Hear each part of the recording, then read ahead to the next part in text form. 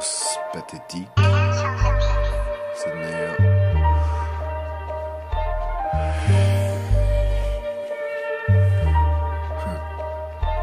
Tous pathétiques.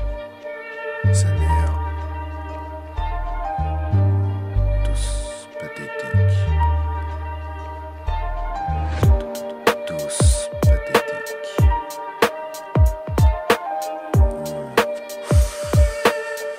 Notre situation en Europe essaie de léthargique, profitant un max des dérives de l'essor d'internet. Ah ça les gars, pour donner des vidéos pornographiques, on a excellé depuis fin des années 90. J'entends et constate que quelques-uns des revendiqués être étonnants d'une certaine sagesse, surtout quand il s'agit d'histoires de fesses. Aujourd'hui donc, les lascars se sont reconvertis, se disant les plus à même de tenir nos jeunes femmes à l'abri d'un sexe débridé et de ses excès, tous pathétiques. Nous nous targuons de protéger les jeunes pécheresses du bûcher éternel. Nous serions donc de bons samaritains, tout juste en train de les reconduire à l'idée même de n'aimer qu'un gars, alors qu'il ne saura que faire de ses 10 doigts pour la combler, une fois qu'il aura perdu son temps à n'attendre que ça. Il aura tellement se mater ces histoires-là qu'il en fera des cloques aux doigts. Tu sais, pour qu'un jour une femme puisse se dévouer à un homme, faut aussi qu'elle puisse apprécier. Alors nous prenons les âmes et les fantasmes de ces petites poulettes, ainsi que ceux de leurs petits frères. On les rend bêtes à manger du foin pour les uns, des inaptes de la sensualité, pour les autres, des futures femmes frustrées d'avoir des gamins pour concubins, rêvant de vrais hommes assez fortunés que pour assurer et assumer plusieurs femmes. Alors que nous, le savons, le blanc n'est pas vraiment prêt d'assumer qu'il doit oublier la monogamie, manière d'aborder la famille, qu'il a depuis si longtemps hypocritement prôné. En réalité, en chétanisant le cerveau des petits gars, des mecs à qui on vendra nos outils de destruction, à savoir la weed mal gérée par son cervelet, ou plus tard la baïda pour lui rendre un semblant de foi en lui, voyons. Bref, en diabolisant la luxure auprès de leurs sœurettes, on parjure tout autant, le tout au lieu de lever le majeur aux incestes d'antan. Nos enfants ne seront pas tellement plus grands si on leur vend d'être des puritains en puissance pour qui on se prend, des élus parmi les parvenus du sexe à tout va, où on veut que notre queue fasse preuve de toute puissance. Nous qui tapons encore des escales par chez ces dames que l'on nomme crûment des putains, nous qui sommes si humains ne parvenons pas à voir l'absurdité de nos pseudo-messages.